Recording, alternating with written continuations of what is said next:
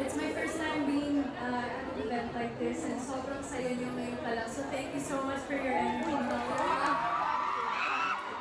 of course, I think it's just because the Philippines, we just love the arts here. Diba? Mahilig tayo kumanta, mahilig tayo sumayaw.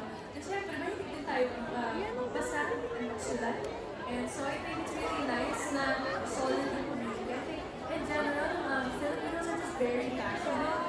And we're passionate about love, we're passionate about mystery, mga pelikula. And I think that's one of the reasons why, di ba gusto natin yung mga live adaptations ng mga series.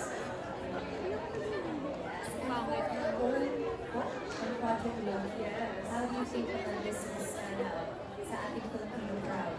Well, Project Loki is definitely something different. I think, mako-consider ko siya personally as major palette cleanser. Kasi in the world, or in an industry na puro, nothing wrong of course with romance. I love my romance of course. Pero it's a mystery thriller, so ibang genre siya talaga.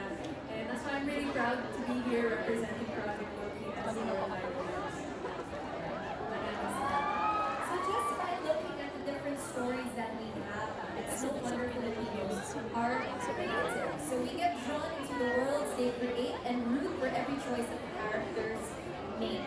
For Ako Si Ibarra, can you share what inspired you to create the world of Project Loki? And what was that spark that made you imagine this story and all the different characters? Fan of mystery stories, series. And it all started, I think, when I was still young, a bit young. I love units, I love puzzles. So when I became a writer, I was looking for stories that will satisfy my thirst for detective fiction. And during the time that Project Loki was written, hindi pa ganun karami yung mga detective stories sa Wattpad. So I decided to try to introduce this story and promote the genre as well. And have our own version of things that we don't make. And I think that resonated with some of the Filipino readers kasi they love mysteries as well. Although this is a niche genre, there are people who are into mysteries, puzzles, detective work, and if it weren't for them, Project Loki won't be as popular as it is today. Very, very well said. Maraming salamat. Ngayon naman, fourth direct, fifth Solomon. As we all know, fans are incredibly, extremely excited about your series. How do you plan to meet or maybe exceed the expectations of the fans? Sorry. Pilitin na. Tagalog na nga. Huwag kasi kayo maingay daw, guys. Hindi marinig nila. Okay, direct. So, we all know we have a lot of fans. Maraming excited na to watch Yes. My Husband is a Mafia Boss. So, how do you plan to meet or maybe exceed even their expectations? Unang-una, gusto namin magpasalamat kasi yung teaser pa lang namin lumagpas na ng 1 million views. And pinagpapaguran namin siya. Actually, kagabi, 1:30 na kami tapos galing pa ako dyan. So yung makeup at yung makeup ko, pinapalan ko para umabot dito sa Megaton. So, yung story ng My Husband is a Mafia Boss, sobrang nakakatuwa siyang gawin. Kaya ang dami rin talaga nagmamahal din sa story. And so sobrang love namin siya, naging faithful kami din sa story. Nilagyan lang namin ang mas konti pang panahon. Pero you'll expect na naging faithful kami kung ano yung sinulat ni Yana Loves You. Because you love Yana. Yeah. Thank you. Thank you. And I'm sure the Kambaliwan will come mostly from Red.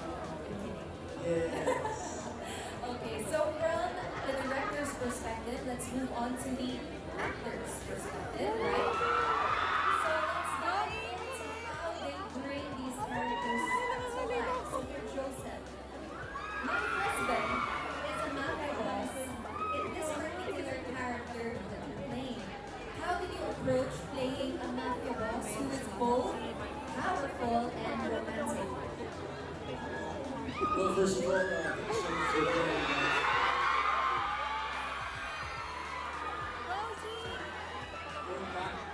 good question. Portraying a character in a book Sana is binasa nyo. such a treat. You know, you get so much reference. Like, especially the backstory and the depth of the details behind it. And so, yeah, my job is to make the character deeper and add more details. Like, for example, playing as Ezekiel Roswell. Like the symbol, his symbol is a gun. So a gun symbolizes power and control. And so, mababalance siya nung mamit na si Amy. Kasi si Amy, parang nilalabas ni Amy yung human side na nakalimutan. Because of, you know, well, I have a question for you guys. Kung kayo ba, may mamit kayo ng mafia boss, tapos sinabi, will you marry me? I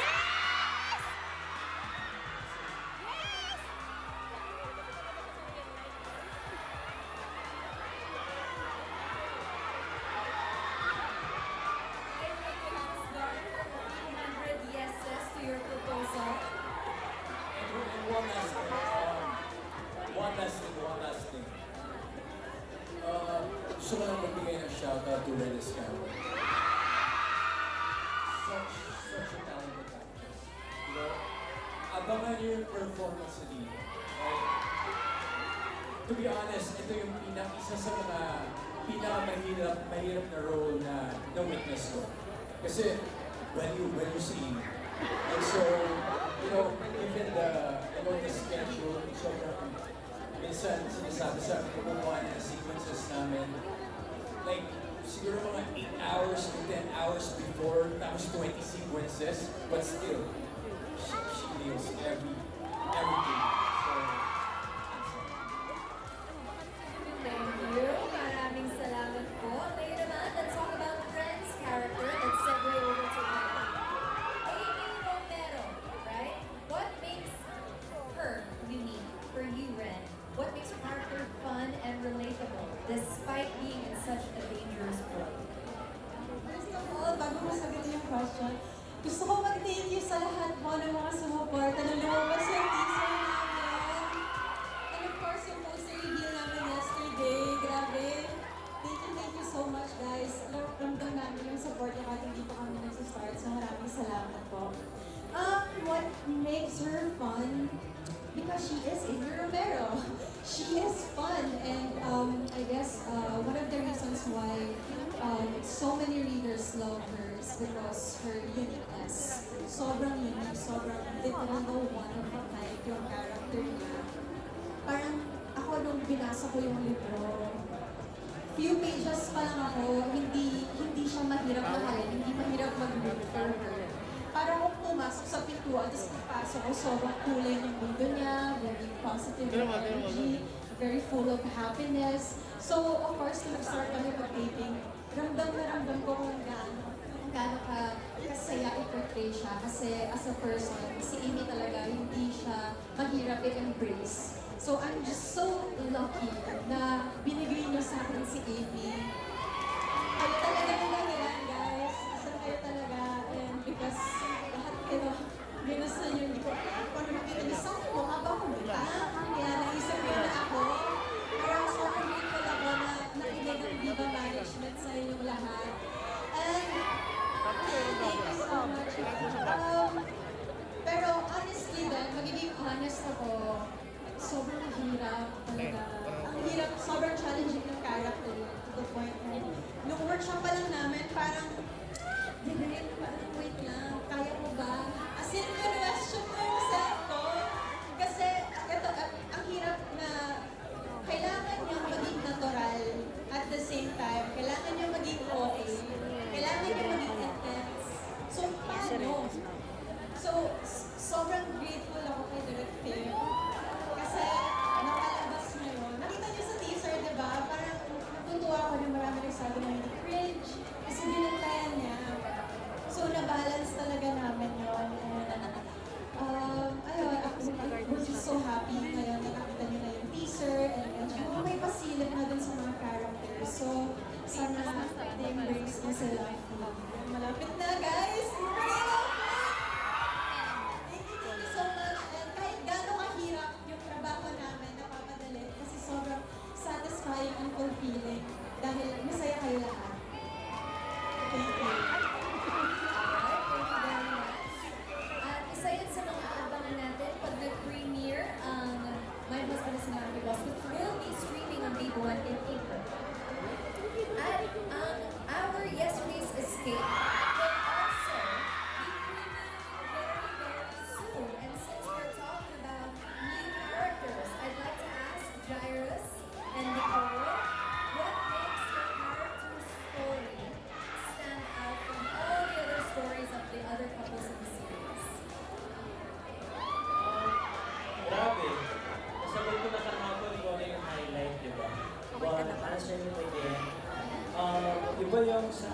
kasi parang nandun na lahat dahil first of all of our clients are people, right? And we'll be tackling a lot about relationships, friendships, and especially endings, right? So there will be happy endings, there will be, I guess, sad endings, but we'll never know, right?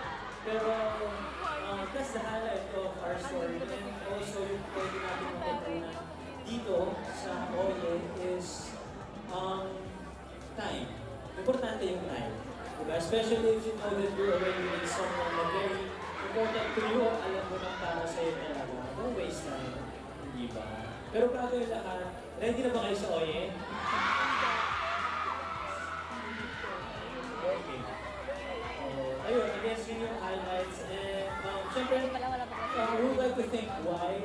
Kasi it wasn't because of her. Wala yung ganitong storya na 6 books na in-enjoy ninyo for the past 4 years, right? And I could say that all those 5 books my house was a success. Especially yung we just did our advanced reading last night in Shison, and we saw it and maganda, but it's a sign, tapos na yung Shison, and we're on to the very last book.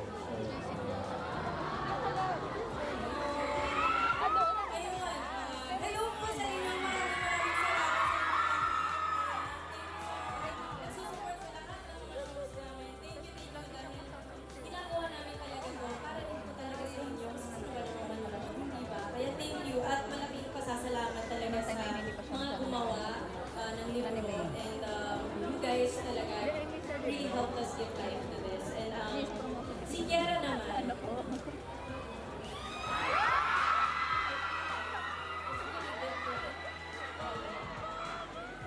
wala ako man. Karen is really different from the other university girls. I think aware naman kayo that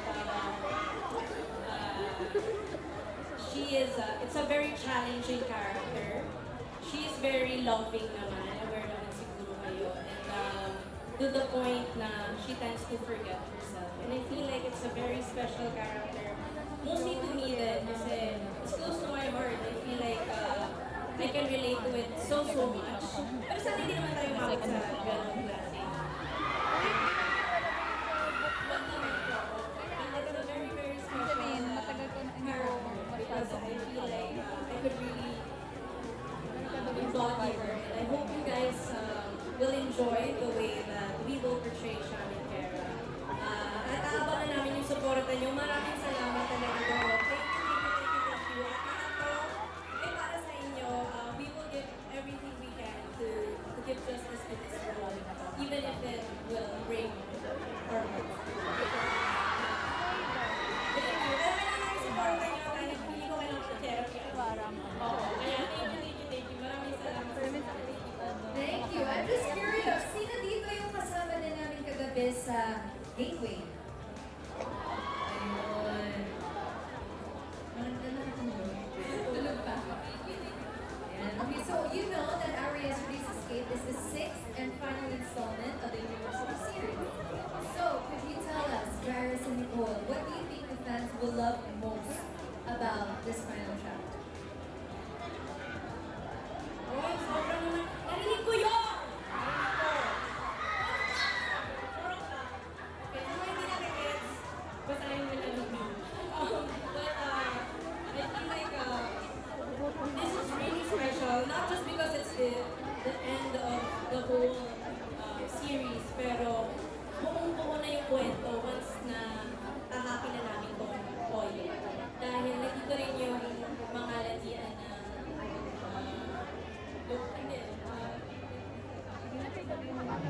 Hi Gab, sila Krisha, of course si best friend niya si Hiro. So all of the stories are mending more and more. Mas nabubuo siya. Napakatalino talaga ni Guy na naitigil-tigil niya talaga yung mga kwento namin. And I feel like that's the most thing that they wait for. And of course the lesson that it will give to all of you because medyo heavy, maraming heavy problems or issues we're actually tackling, and I feel like a lot of people can relate. So ayun, gusto ko po sana sabihin ko lahat din ng mga personal kwento. May mga nag-receive kami mga messages about their personal lives that really connect to our story. So that really helps us din. Kaya maraming salamat po. Hindi mga abangan.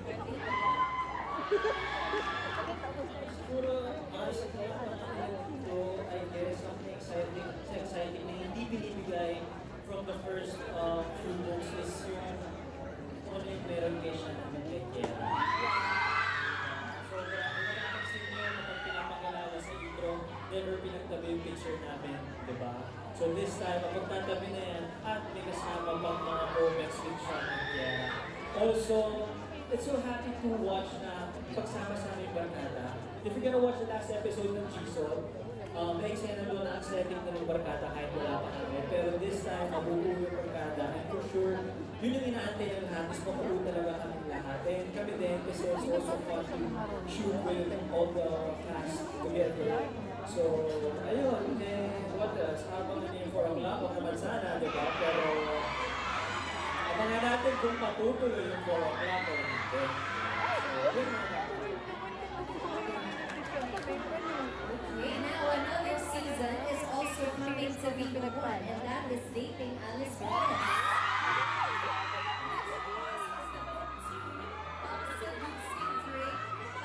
So following up on last season, Robin, how can you say that the characters have grown compared to the previous story?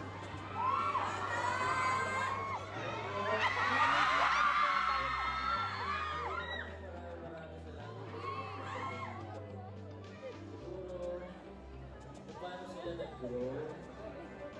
Marami sila pinagdaanan, pero Andun nga, hindi ko nakatabi, sabihin nakapunta. ni Alice Perez. Katabi ni ano. Si Drake na marami namin yan.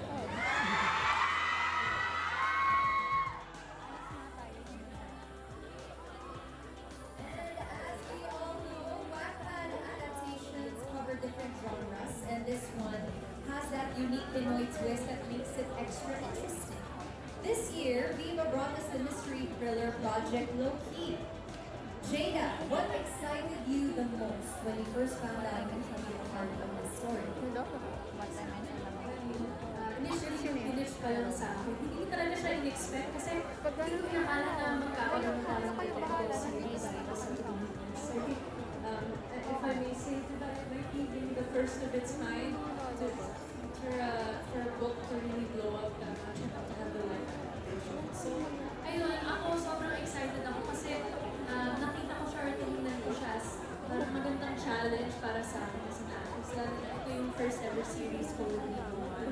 So, ayun, it's just very exciting. And ako personally, mahilig ko na ako manood ng mga true crime documentaries, or mga mystery shows. So, ayun, well. Speaking of exciting at natuwa, the love story in My Husband is a Mafia Boss has definitely kept fans hooked. So for Ren, what do you think makes the love story between your characters exciting and unpredictable? I guess, una sa lahat, ito kasi yung first team up namin together ni Joseph. So, yun nga, we're so grateful na namin yung ilagay ng mga tao dito and nakita nila sa amin si Amy at si Z. Sa Amy View. And what makes us kasi characters namin, kasi yung characters namin very contrast with each other. Siya very sobrang, diba, seryoso sa buhay, sobrang kapiling na ni Amy. So, opposite attracts. Yun din. And for sure namin makaka-relate dun sa part na yun. Kasi parang nakakilig naman talaga na magkakagusto sa'yo yung tao, hindi mo in-expect na magkakagusto sa'yo. And kahit ako parang oo nga naman, parang kahit din si Amy, she's very flawed. Diba? She's very human. I mean, kaya mahal na mahal ko si Amy.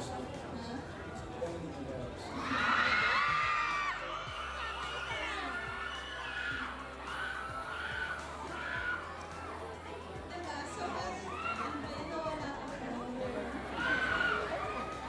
and then, ayan. So, yun yung exciting part doon. Kung paano yung magiging dynamics sa Naalala ko lang. Kasi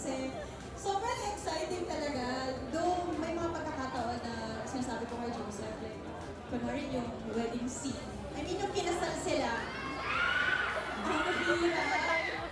Una-una sa lahat, pinag-rush namin yung music process na sobrang haba. Isa din sa challenge yan actually kasi diba, ang dal ni Amy. So, hindi sapat yung 15-10 pages sa kanya. So, sabi ko kay Joseph, kasi mga 11 p.m. na yata yun. Sabi ko, Joseph, hindi na siya nagsisingin, hindi na pumapasok sa utak ko.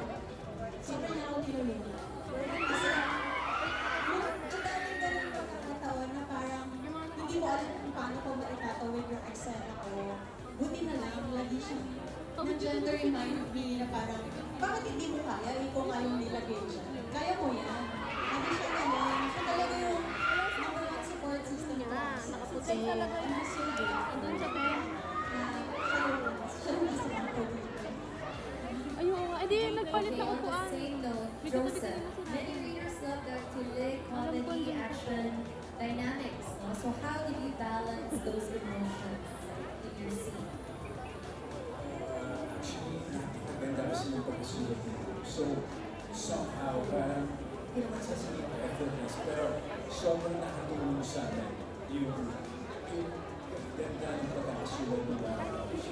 So, doon pa lang, parang, nadalihan ako na we just have to, kailangan lang natin buhayin yung eksena and ipakita yung human side talaga, yung pagiging, ang mafia and and so, yeah, very thankful talaga. And at the same time, like I said earlier, so I'm pinudungan ko ni Director. I'm so happy kasi Director yung director namin ito. Kinakita namin kung paano siya na-stress. Kung paano nire-relaxusin niya. Kasi talagang may mga days talaga na parang pag may seasons like na marami and syempre si Director napaka-appreciation siya sa kasi hindi siya basta-basta naman okay gawin yan. Talagang pinagreview niya bawat eksena and as much as possible parang we remain parang kinigaya talaga namin yung last one. And so, And about the kilig moments in this story, I'm sure aabangan yan ng mga fans. And speaking of kilig, at marami rin kilig moments, of course, si Alice at si Drake. What do you think fans will love most about Alice and Drake's journey in this new chapter?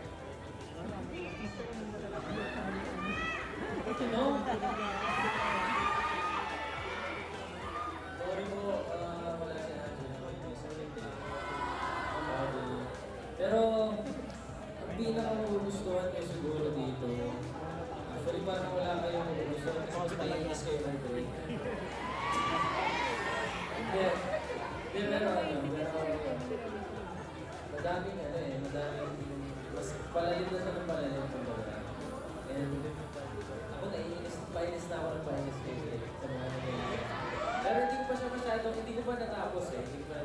Start pa lang ako magbasa ulit. Pero madami na ako. Thank you. And as the actors bring these beloved characters to life, it's also exciting to see how the audience reacts and what surprises await them.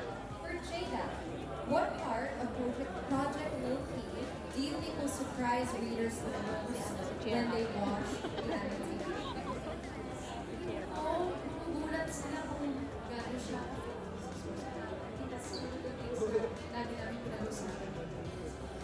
Obviously, really grateful to them. Lalo na sa attention to detail. Kasi ang Project Loki, sobrang daming detalye niya. Sobrang gusto ko siya. And I want to give props dito kay Ray, si Ibarra. Kasi grabe talaga yung tungkak niya, kung paano niya naisip na para itong tagpila ko mga plans. Kasi sobrang complex na siya. And to pull off a crime is very challenging. Pero yun, so I would probably say, I really would be surprised on how much we reference your source material. And I can speak for the rest of the cast and syempre si Direk Sina na lagi namin nila-reference sa bawat araw ng tape na in consultation of course with Ray, para just to make sure na this is an adaptation na sigurado magugustuhan ng readers. And of course, I would also thank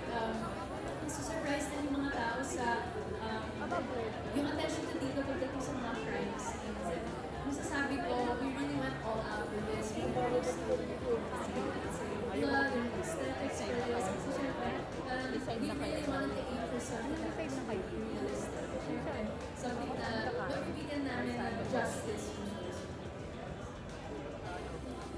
you. Now going back to Rapid, what do you think makes Alice and Drake's relationship relatable for the readers and viewers?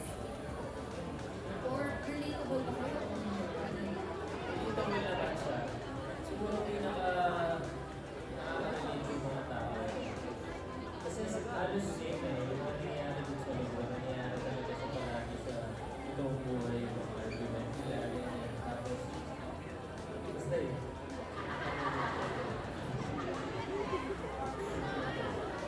Okay, following up on that, Rapid, kung meron kang one piece of advice na mabibigay sa characters na Alice at Drake, ano yun? Kay Drake, masasabi ko sa kanya, habaan niya yung pasensya niya. Kay Alice naman, and kay Drake, kailangan nila ng communication. Ito. Kasi English. Hindi, pero totoo, kailangan nila yun. Kasi kailangan nila, yung dalawa, kailangan nila ng communication. At kailangan na ba ang Drake yung pasensya niya para mas maintindihan niya si Alice. Mas maintindihan siya ni Alice. Agree ba kayo doon? Patience and communication. Very good. Magaling lang tayo kay Kuya Randy. And last but not least, balik tayo kay Jairus and Nicole. Guys, what message do you think our yesterday's escape leaves the audience?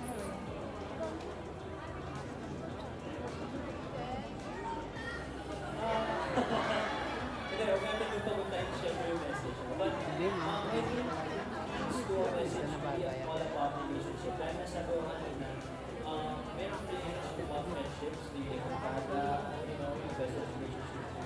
Wilbert and Gab, Jerome and ako, and other casts pa. As well as relationships with love life, diba? Nakita niyo naman ang daming growth na nangyari sa bawat book, sa bawat love teams na tinakal natin, which is very important kasi sa life, diba?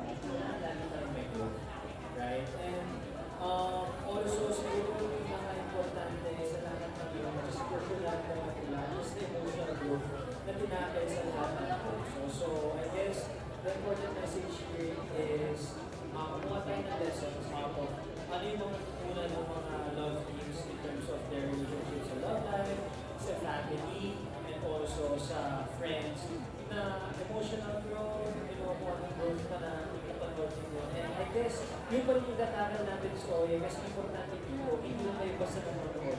Ang importante dito, pinatulungan natin kayo. And at the same time, nailalabas namin as much as possible, we're going to do our best na mailabas namin yung mga na-visualize yung character sa libro. So we may not be 100% it, but we're going to do our 100% din na maging true at mailabas namin yung characters, may sabuhan namin yung mga characters na pinasa nito. So yeah, I guess, just focus on the growth na ipapakita ng bawat characters nito. Especially, lahat kami nandito na sa books. Sama-sama.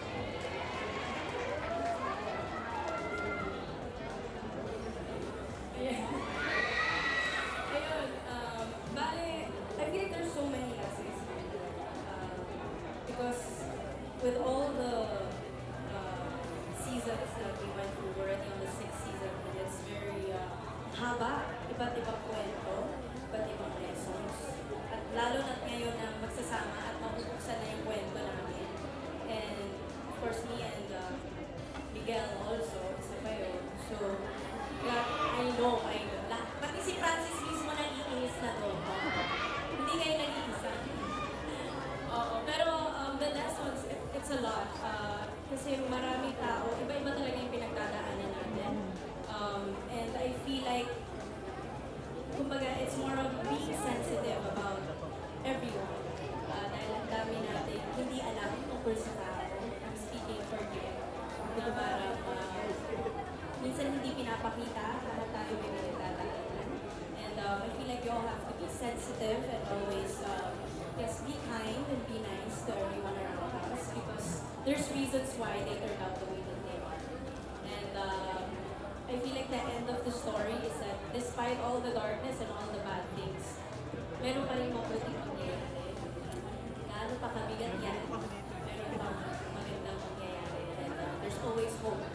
always, and you have to keep that in mind. And I feel like that's the biggest lesson, that there's never a dark side, there's always light. Thank you so much. Thank you, and that's all the time that we have for this evening. Thank you so much to our amazing panelists for sharing your anecdotes, your insights with us here today. Show some love to our actors, okay? Let's ask for a group photo with all of you, please. Kindly stand and huddle towards the center. Maraming salamat po. At syempre sa inyo, sa lahat ng bumili ng ticket ngayon, sa lahat ng mga may hawak na mga paraphernalia, thank you for supporting our shows here at Viva One. And syempre, before we wrap things up, let's not forget to support their upcoming projects. Catch Jada Avanzado in Project Loki, now streaming on Viva One and